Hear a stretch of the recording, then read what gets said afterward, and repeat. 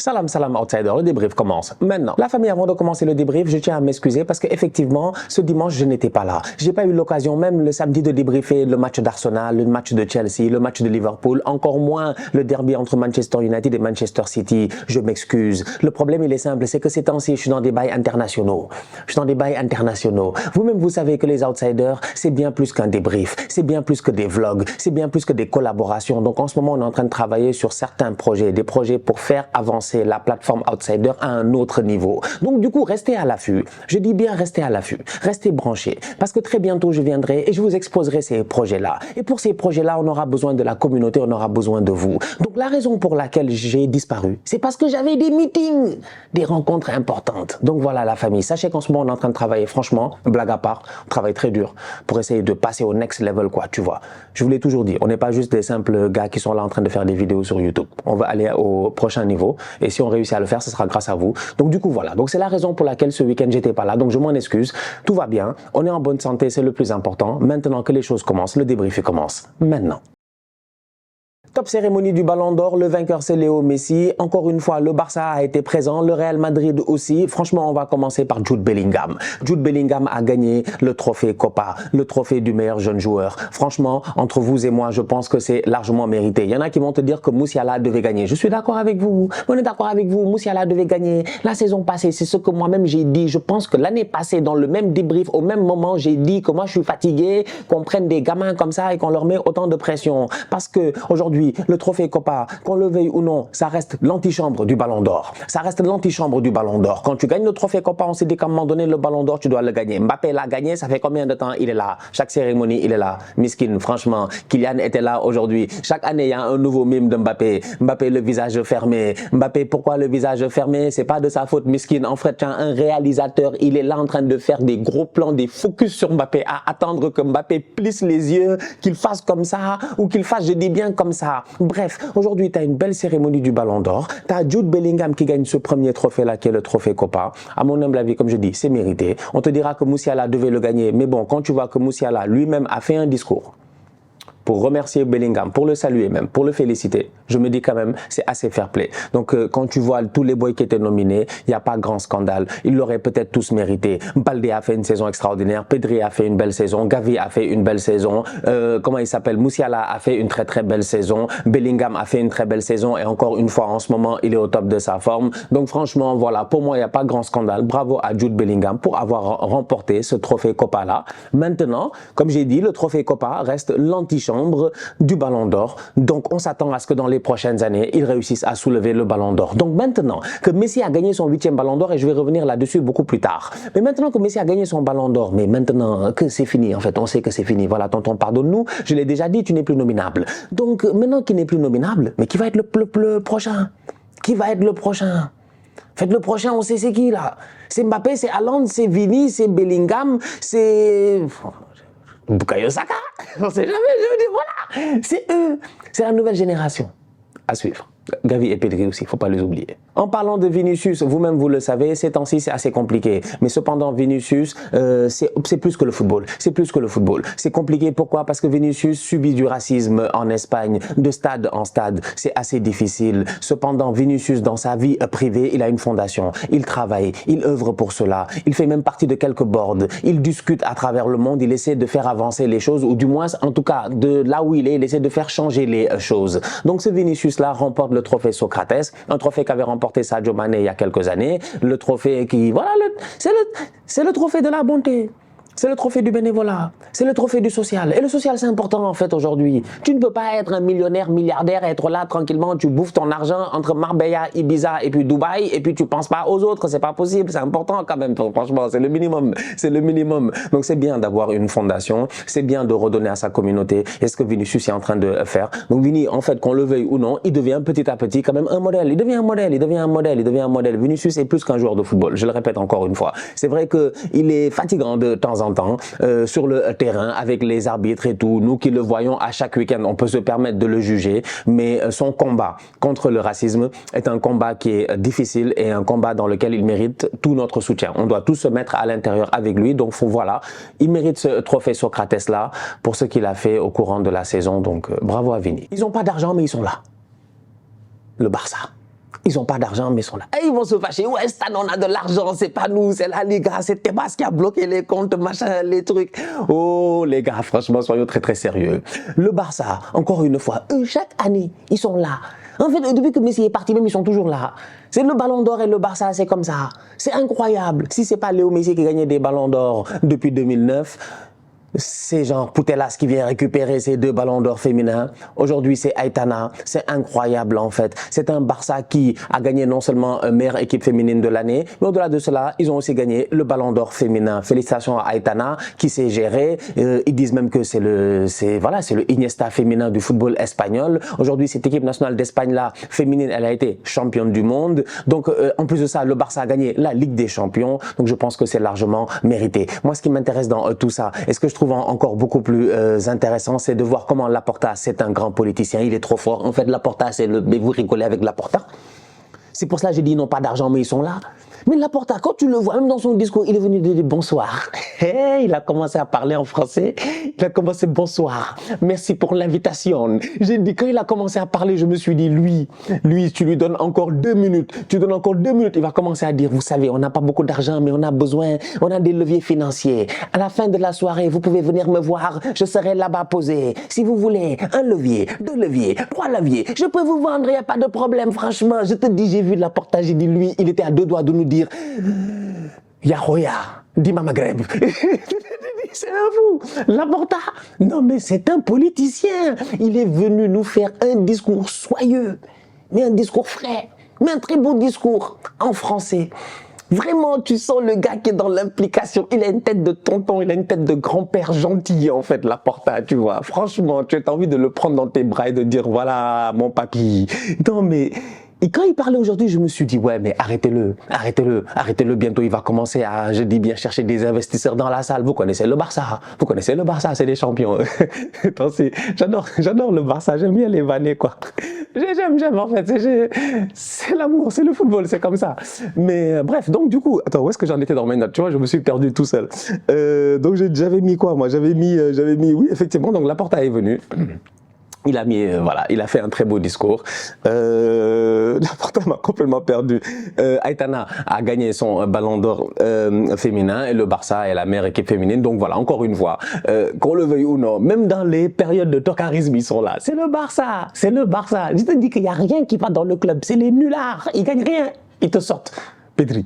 Te sortent Gavi. On a échappé. Ils ont failli faire un triplé. Ils allaient faire Baldé. Là, ils ont fait 2 fois meilleur jeune joueur. Ils viennent de faire 3 ballons d'or, si je ne me trompe pas, d'affilée. Donc, un grand club. Ils ont l'habitude de le dire, mais ce qu'est un club, je pense que ça, c'est la vérité. Donc, voilà. Le Barça toujours là. Le Barça toujours présent. Donc, félicitations au Barça. Emiliano Martinez remporte le trophée Lev Yashin. Voilà. Trophée meilleur gardien. Écoutez, je lui aurais peut-être pas donné parce qu'à mon humble avis, je trouve que si on parle de la saison au complet, Marc-André Ter Stegen avait été exceptionnel. J'ai eu l'occasion d'en discuter cette semaine dans une vidéo avec Wilou. La vidéo est toujours en ligne sur la chaîne de Wilou. Cependant, Emiliano Martinez, voilà, vous savez, je l'ai déjà dit, la Coupe du Monde, c'est les émotions. C'est les émotions, en fait. C'est les émotions. Mais nous tous, on voit la Coupe du Monde, on a déjà la chair de poule, en fait.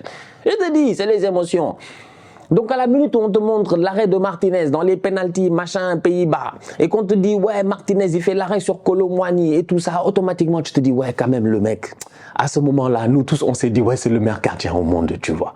Et sa saison passée avec Aston Villa n'est pas mauvaise, elle est même très bonne. Cette année encore, il est très bon. Donc du coup, je me dis, voilà, c'est pas un trophée qui est volé. Emiliano Martinez, trophée Lev Yashin, bravo, c'est mérité. Maintenant, le problème, il est simple, c'est que Emiliano Martinez arrive à la cérémonie du Ballon d'Or, il se fait siffler un tout petit peu, échambré par quelques, j'ai envie de dire, comment on peut dire ça, pas supporters, mais des gens qui sont venus assister au tapis rouge du Ballon d'Or. Jusqu'à présent, pour moi, il n'y a pas de problème. C'est l'extérieur. L'extérieur, c'est la street. La street, elle peut être ghetto, elle peut faire ce qu'elle veut, il n'y a pas de souci. Mais d'où est-ce que dans la salle du Ballon d'Or, le frérot, il vient, il fait son discours avec son papa.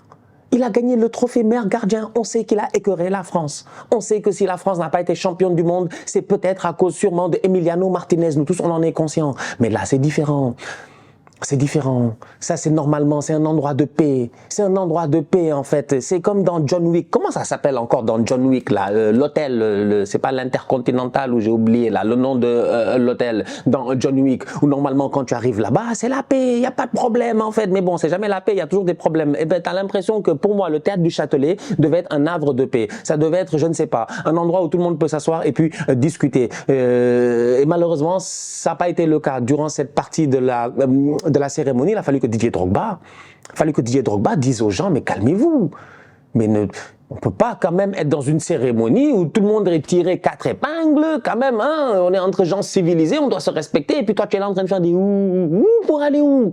Vous êtes allé en Coupe du Monde, vous avez perdu, mais passez à autre chose. Franchement. Mais franchement.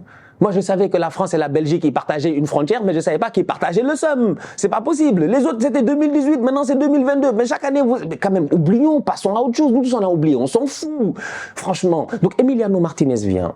Il vit son moment. Heureusement que Drogba parle. Calme les tocards qui sont dans la salle pour leur dire de se taire et de lui permettre de faire ce discours-là. Très beau discours de sa part. Il mérite son trophée. Il n'y a pas grand-chose à dire. Et oui, je comprends. Si vous vous en voulez à quelqu'un, eh ben, vous n'avez qu'à en vouloir à France Football. Ils ont remis le ralenti de Kolo Muani 5-6 fois avec des gros zooms sur la tête de Deschamps et des gros zooms sur la tête de Mbappé. Voilà. Qui était à la réalisation? C'est les Argentins. Qu'on me dise que c'est les Argentins qui ont réalisé aujourd'hui la cérémonie du Ballon d'Or.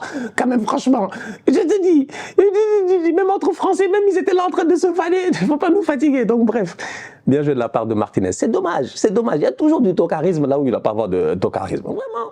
Vous êtes invité à la cérémonie du Ballon d'Or, mais behave. Please behave, franchement. Behave. Non, quand même. Bon. France Football, l'année prochaine, franchement, je pense que nous-mêmes, on doit être invités. L'année prochaine, c'est important, il faut nous inviter. Il faut nous inviter. L'année prochaine, il faut inviter les créateurs de contenu football. Quand même, il y en a plein dans le YouTube francophone. Il faut nous inviter, on va venir. Tu vas voir. On va pas huer, hein, par contre. En tout cas. Ballon d'Or 2023, on ne peut pas ne pas parler de Manchester City, bien évidemment. Ils ont tout raflé. Ils ont tout raflé, Manchester City, parce que Manchester City, c'est l'équipe de l'année. Je pense qu'on est d'accord. Ligue des Champions, voilà, je ne vais pas refaire leur palmarès parce qu'ils ont réussi à éliminer Arsenal durant ce chemin-là. Ça m'a fait assez mal. Cependant, Manchester City, quand même, voilà, belle performance, belle saison. Haaland remporte le trophée Gerd Müller. Que veux-tu? Ce week-end, encore une fois, face à United, il est au top de sa forme. C'est Manchester City. C'est Pep Guardiola. C'est les fraises, c'est les chips, c'est les machins, c'est les bolognaises, les kiwis, c'est le mélange, c'est le football, c'est le futur. C'est le mec qui vient, il décide de prendre un défenseur central, le mettre latéral. Après, tout le monde fait la même chose. On prend tous nos centraux, on les met latéraux. Jusqu'à Arteta, il a pris Thomas Partey, il l'a mis latéral. C'est pour dire, Pep est toujours dans le futur. Il est toujours avant-gardiste, des top players, des Rodri, des Bernardo, des Ruben Dias, des Haaland, des Alvarez, des Glock. Bravo. Voilà, bravo à Manchester City. Moi, j'ai rien d'autre à dire. On les a vus l'année passée. Ils ont scié l'arbre de l'éléphant, Arsenal est tombé. Ils ont remporté ce titre-là. Ils nous l'ont volé. En fait, City, c'est comme le corbeau et le renard. Nous, on était là, c'était le corbeau, gros morceau de fromage dans notre bouche. Arteta, on était là sur l'arbre. Et puis eux, ils sont arrivés en mode renard, des vrais bandits. Machin, vous êtes beaux, vous êtes mignons. Ah oui, vous êtes premiers. Ah! Hop, le morceau est tombé, ils l'ont bouffé, ils ont pris la première ligue. C'est des bandits, ils le méritent largement. C'est une très belle équipe. Et puis voilà, avoir autant de joueurs de Manchester City, je pense 5 dans le top 10 du Ballon d'Or, ça montre à quel point leur saison a été exceptionnelle. Bravo. 1, 2, 3, 4, 5, 6, 7, 8. C'est trop. Franchement, c'est trop. Il a 8 Ballons d'Or. Il a eu 8 Ballons d'Or. C'est-à-dire qu'il y a des gars, ils sont très forts. Ils sont vraiment très forts. Nous tous, on est d'accord. Hein. Tu t'assois dans la rue et on te dit, ouais, tel joueur. Tu dis non, franchement, il était très fort. On te dit Del Piero. Tu dis non, c'était un grand joueur. Thierry Henry, tu dis non, c'était un grand joueur. Miskin, ils n'ont même pas un. Frérot, il a 8. Je l'ai toujours dit ici, je remercie Cristiano Ronaldo. Parce que sans Cristiano Ronaldo, même les 8 là, ils n'auraient pas de saveur. Franchement. C'est que Messi doit remercier tous les gars qui ont été sur son chemin. Tous ceux qui lui ont rendu la vie difficile. Parce que sinon, tu n'aurais pas pu apprécier ces 8 là. Parce que ces 8 là, c'est le chemin qui a été long pour y arriver. Franchement, on a eu, dans les 8 ballons d'or, il y a eu toutes sortes de ballons d'or. Il y a eu Messi, jeune, 2009, un gamin. Franchement, un gamin, talentueux. Des buts en finale, des têtes, des lobes, machin. Messi, gamin. Il y a eu Messi en adolescence. 2010, machin, il commence à accélérer, tout ça, il va à la Coupe du Monde avec Maradona, c'est un peu plus compliqué et tout. On regarde, on voit l'évolution du gars, on sait qu'il est très très fort, il domine le football. Il y a eu Messi 2012, 2013, 2012, il est gros, il est gros. Il y a même eu un gros ballon d'or. C'est-à-dire qu'il y a eu des ballons d'or bébés, il y a eu des ballons d'or gros, il y a eu des ballons d'or prime, 2015. Après, il y a eu des ballons d'or de retraite, de vieux. 2023, Messi a gagné tous les types de ballons d'or. Messi, c'est une domination sur toute une carrière. Une domination en club. En équipe nationale, ça a été difficile. Mais à chaque fois, il arrivait à la fin. En fait, il y a une différence entre je vais en équipe nationale et je me suis fait éliminer en quart de finale, en demi-finale, machin et tout. Ok, mais quand il a commencé à être le boss de son équipe nationale, il allait toujours à la fin. Pour ce en 2018, quand il tombe sur un Kylian Mbappé exceptionnel et des Benjamin Pavard. Voilà, c'est des choses qui peuvent arriver. Voilà, 2018, la France était trop dangereuse. La preuve, ils ont ramené la coupe à la maison. Mais mis à part ça, Messi, c'est des finales perdues face au Chili, 2 fois si je ne me trompe pas. C'est une finale perdue face à l'Allemagne, avec des tocards sur le terrain, des Gonzalo Higuaín, des Palacios, des tocards d'équipe nationale, des grands joueurs en club, mais des tocards d'équipe nationale. C'est ça, Léo Messi. C'est quelqu'un qui a toujours amené en fait les gars jusqu'au bout, jusqu'au bout. Et regardez, même là, dernière fois, il amène les gars jusqu'au bout. Mais là, cette fois-ci, personne ne l'a abandonné. Emiliano Martinez était là pour faire cet arrêt-là et lui permettre de pouvoir remporter cette Coupe du Monde. Donc Léo Messi, pour moi, c'est le football. C'est quelque chose d'extraordinaire. C'est quelqu'un d'extraordinaire. Donc je ne peux pas être là aujourd'hui à débattre. Il a gagné 8 ballons d'or. Il n'y a pas de hasard. Il n'y a pas de hasard. Même si Eden était là, il n'y a pas de hasard. Il a gagné 8 ballons d'or. 8, comme ils ont dit, l'infini. C'est le meilleur joueur, en fait. C'est lui. On aime tous le football. On sait tous que vraiment on aime le football. Mais de temps en temps, il faut accepter qu'il y a une hiérarchie. Dans la hiérarchie, s'il y en a un, il est vraiment... Il est hors de l'organigramme. Si le football est une entité et qu'il y a un organigramme, Messi est hors de l'organigramme en fait. C'est ça le problème et ça, il faut que les gens l'acceptent. Le mec est très fort, il est très très fort. Maintenant, on pouvait débattre sur le ballon d'or. Oui, Haaland, top saison de sa part. Mbappé, top saison de sa part. Mais le gars a gagné une Coupe du Monde. Et je vous rappelle que c'est pas parce que la Coupe du Monde, elle a été jouée en décembre que ça veut dire qu'elle doit moins compter. Kylian Mbappé fait son premier podium. Pourquoi il fait son premier podium? Parce qu'il fait une Coupe du Monde de malade. Il fait une top saison, 54 buts, on est d'accord, mais il fait une Coupe du Monde de malade. Il fait son premier podium. Il fait 3e pour la première fois. Il se rapproche. Si la Coupe du Monde, là même, elle est jouée au mois de juin, normal, et qu'elle finit au mois de juillet, donc elle compte durant la saison et que Messi la gagne, mais aujourd'hui, on n'est même pas là en train de débattre. C'est parce qu'entre-temps, il y a eu 6 mois, il y a eu Manchester City qui a fait un triplé, il y a Haaland qui a marqué Vlad des buts et Ligue des Champions, et puis tout ça. Donc pour moi, aujourd'hui, je pense qu'il n'y a pas de débat, en fait. Pas la peine de beaucoup discuter. Il est venu aujourd'hui, il a récupéré son ballon d'or. C'était mignon. Franchement, c'était mignon. Antonella, mais Antonella, c'est une perle. Antonella, elle est assise. On dit, allez les petits, Drogba, il dit, allez les petits, venez rejoindre votre père sur le stage. Mais elle savait qu'elle ne devait pas partir. Elle s'est assise, elle a vécu le moment. Elle voulait voir son mari et ses enfants. Elle voulait voir ses 4 garçons. Elle voulait les voir. La fierté qu'elle a d'avoir éduqué ces 3 garçons-là et de nous avoir gardé Messi, je dis bien, saint d'esprit.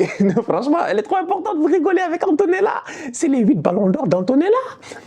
C'est même pas les ballons d'or de Messi. Moi, je m'en fous de Messi. C'est les ballons d'or de sa femme. C'est elle. C'est elle la gote. C'est elle la gote. Franchement, sans elle, il n'y a pas de Léo. Vous-même, vous le savez. Sincèrement. C'est-à-dire, quand elle s'est assise et qu'elle l'a laissé, lui, sur le stage avec les enfants, je me suis dit, ouais, non, elle veut profiter du moment et elle a raison. C'est son moment à elle. Breathe, Antonella. Profite-en. Le gros sourire qu'elle avait. Elle était là en train de sourire, à montrer ses 25 000 dents. Non, elle était trop heureuse. Elle était trop heureuse. Et avec raison. Donc, c'est l'aboutissement d'une carrière.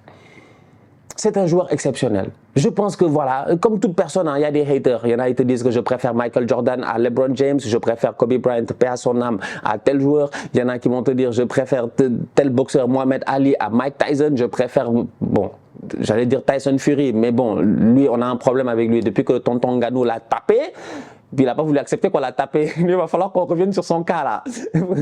Son cas parce que là, on l'a mis KO, ouais. En tout cas, donc ils vont te dire je préfère Francis Ngannou, je préfère Cédric Doumbé ou je préfère, je ne sais pas moi, John Bon Jones. Ou chaque sport avec ses GOAT. Les Tiger Woods, les machins. Chaque sport avec ses GOAT, franchement. Mais Léo Messi, il est dans une ligue à part. Je pense qu'on peut l'accepter. Donc voilà, c'était son ballon d'or à lui. Il est venu à Paris, il a récupéré son ballon d'or. Je suis même fâché qu'il soit venu à Paris.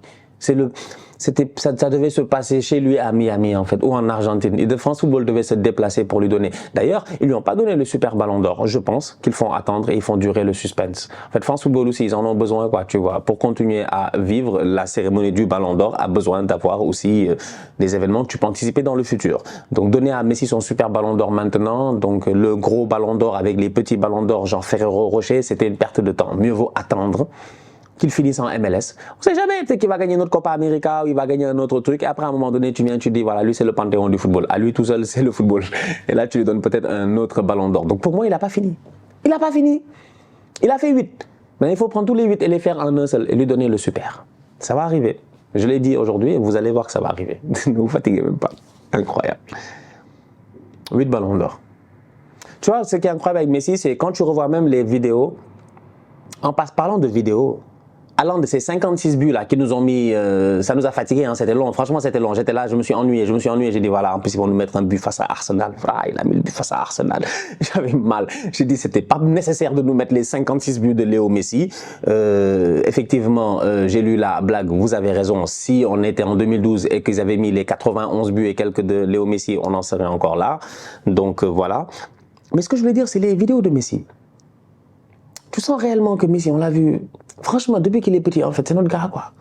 Vraiment. C'est Messi, Cristiano. Il y a des vidéos de Messi, de Cristiano, de Ronaldinho, de Zidane. En tout cas, moi, de ma génération, quand tu les vois, tu sais que vraiment, ça fait longtemps qu'on les suit. Bon, quand tu vois les vidéos de Messi jeune, là, machin, il fait les crochets, machin, il marque, il célèbre et tout. Mais toutes ces vidéos d'enfance, là, on les a tous vues. On connaît les gars par cœur.